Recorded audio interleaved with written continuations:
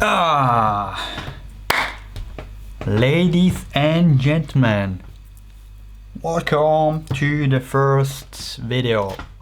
Actually the second video, but officially the first video, where we are going to speak about a movie. I'm gonna break down and talk to you my point of view. Again, I want to specify something.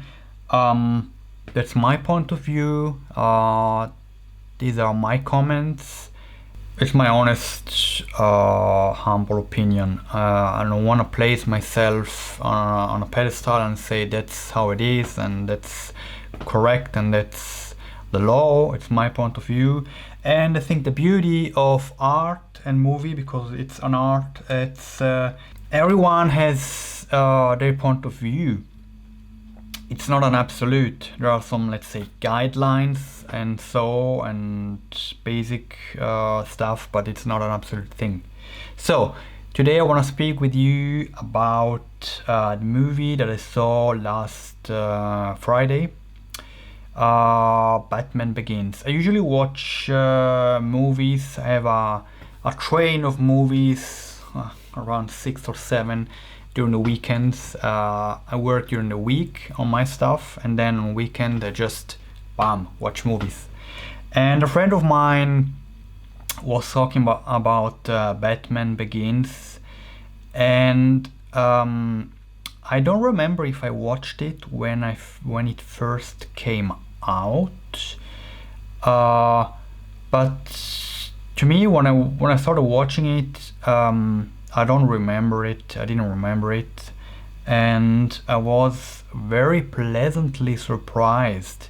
It's of course a Christopher Nolan movie. I must say Christopher Nolan is a genius in my opinion. I really love his work, how he does movies. I loved actually Inception, Interstellar, Tenet. Tenet is a bit more complex, and Batman Begins, it really flows. There are certain movies that you start watching and they're kind of hard to follow, or you're asking yourself when it's going this and this happened, what's gonna happen. And Batman Begins, it's like a river. It's really flowing. It's really nice.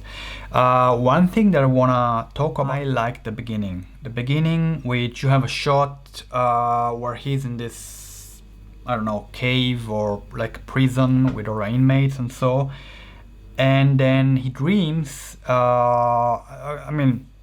He sleeps, he's going to sleep, and he dreams about his childhood, and you see how he grows up with his parents. One thing that I liked, it's actually the backstory of the character of Christian Bale, Batman actually, Bruce Wayne. That it's unfolding and explaining it when he's a child. So you see he's a child growing up actually in a wealthy family, and he has this, because he falls into this hole actually, and he gets scared because he see bats, right, flying towards him. So he has this obsession. It's not an obsession, he's scared about bats. And you see this as well when he's going in with his parents in this opera theater. There are beds, and he's asking, can we leave? Can we go out? I'm going to return to this after, to this first scene. But shortly after this, when they exit, that's actually the catalyst for the story, the inciting accident. Their parents both get killed by a robber. A robber, a thief, whoever gets asked for the money from his father, but then ends up shooting his father and his mother. What I was referring to the first scene, that's actually we see he's as a child, but that's actually the character of Bruce Wayne, Christian Bale, dreaming, and then we go back to the prison with his inmate. So the way this was done, I felt it's really nice, and it's really, I don't know, it flows. It's done really. It's nothing fancy, but it's made really good. What I was referencing from the child, he's scared about bats. He exits the theater with his parents. So we have the theme, if you want, of he's scared of bats. And surprisingly, at the end, the final scene, it's actually established. He is the Batman. He becomes the Batman. We see him with his costume talking to the police officer, to the lieutenant, I guess, if I'm correct. And so he conquered his fear. He became the character he intended to become, and not only that, he also states he will catch robbers and criminals of Gotham City. And to reconnect the beginning, his parents were murdered by a criminal.